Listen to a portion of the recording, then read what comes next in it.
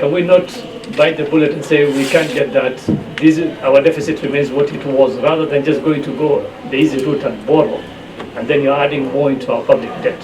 So why don't you look at the option of making cuts rather than just going to the market to borrow more? We undertake true fiscal consolidation, that we aim to match the revenues with the expenditures. And that for the expenditures, we only have quality expenditures. We try to manage any areas of waste. What is the purpose of an overdraft facility if there is an allocation of 200 billion for the redemption of Treasury bills? Also, can you account for the use of Kenya shilling 200 billion allocated for the redemption of Treasury bills in the financial year 2023-2024 and financial year 2024-2025 under the program-based budget? I was trying to work out the figures that we have here. If you look at page 8, if you add, we have 2.56 trillion. This is the CFS. I will draw your attention to the budget that is submitted to Parliament now. The total revenue is 3.354 trillion.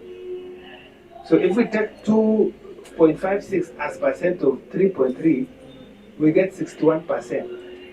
It means for every 100 shillings of revenue, 6 shillings is going to be used to deal with the.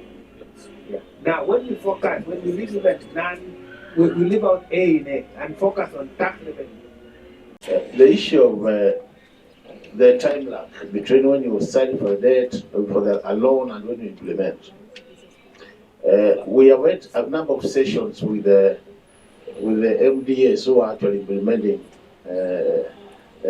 programs which are funded through law. And during our interaction, one of the things which is coming out is that Treasury, you go ahead and sign loans before assessing their capacity to implement. And that's why at times there's that delay in terms of implementation. I would want to hear whether there are any plans to involve some of these departments as you sign for these loans. What we see so far is that there are many reasons for the slow uptake. Sometimes we have issues on whaling. It has to do with MDA, where they engage in a project without having sought the whaling. So we get a loan, implement, and along the way they realize the contractor cannot access the site. So we are now saying we should not proceed without that. We put it as a condition so that we avoid those kind of issues. Then sometimes we have non-fulfillment of the conditions precedent by the implementing agency, because in every loan there are conditions precedent. We also make sure that we check on them, that every entity is ready when it comes to those conditions that have been put. Otherwise, sometimes we are pushed as Treasury, we go ahead, get the money, and then they cannot absorb because they have failed to meet certain conditions.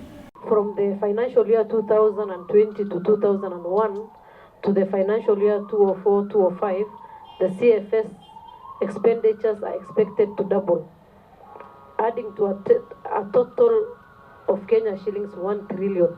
This significant growth highlights the escalating financial obligations and reducing fiscal space.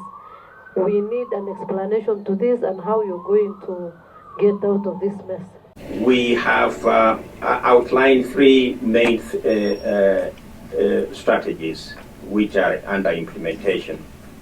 One is that we pronounce ourselves to the need to undertake active liability management operation, which means replacing expensive and risky debt with relatively cheaper debt, both in terms of the currency mix and also interest cost.